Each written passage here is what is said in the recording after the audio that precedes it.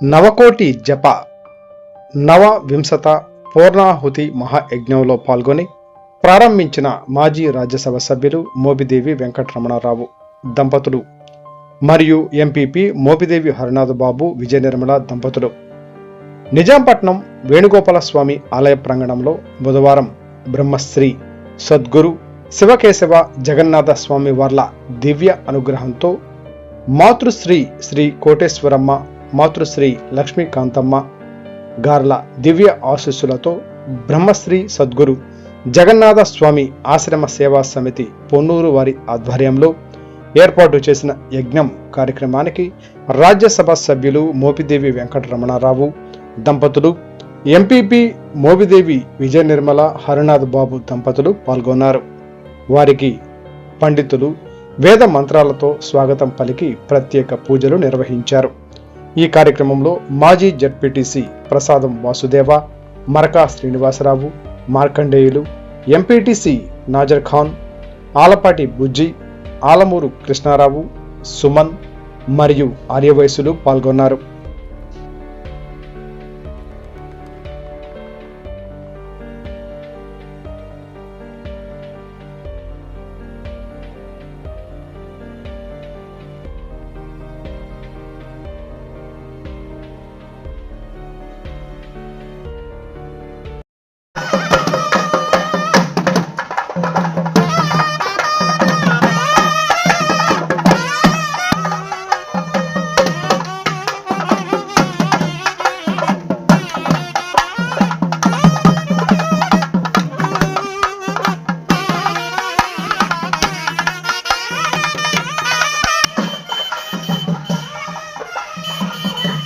తీసుకొని గణపతి మీద ఆచ్ఛాదనగా కూర్చోండి. ఓం అదనీ దేవప్రణ రక్షోపణ ప్రాణమిహినో దేవో గపస్యేమ శ్రీ మహాగణాధిపతి గణపతి దగ్గర అక్షతలు వేయండి. శ్రీ మహాగణాధిపతి ఆవాహయామి, స్థాపయామి, పూజయామి. స్థిరో భవ, వృతో భవ, సుముఖో భవ, సుప్రదన్నో భవ, స్థిరాసనం.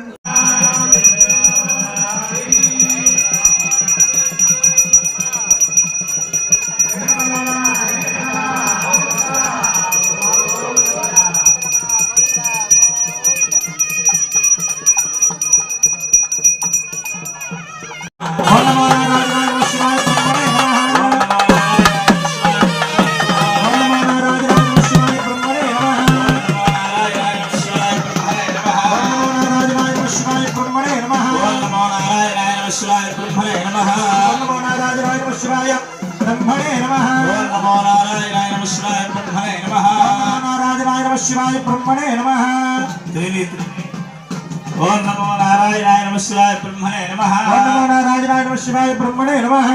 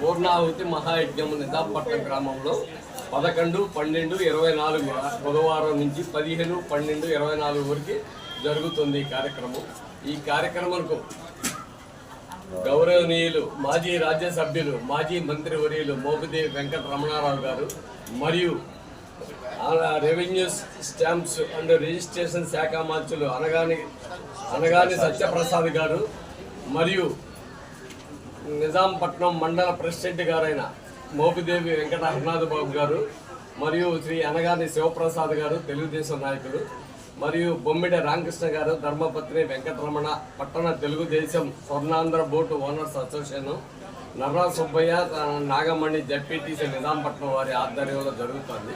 ఈ కార్యక్రమం జయప్రదం చేయవలసిందిగా ఈ వచ్చి జగన్నాథ స్వామి వారి ఆశీస్సులు పొందవలసిందిగా అందరినీ కోరుతున్నాము. త్రిమూర్తులు త్రిమార్తల యొక్క ఆశీస్సులు తీసుకోవాల్సిందిగా కోరుతున్నాము.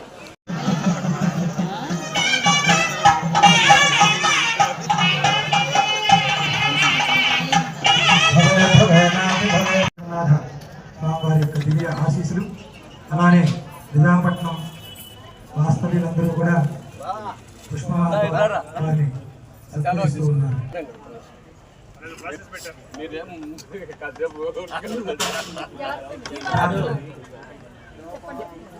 లోపాం పుష్పం వేద పుష్పవాన్ ప్రజావాన్ పశుమాన్ భవతి చంద్రమా వా అపాం పుష్పం పుష్పవాన్ ప్రజావాన్ పశుమాన్ భవతి.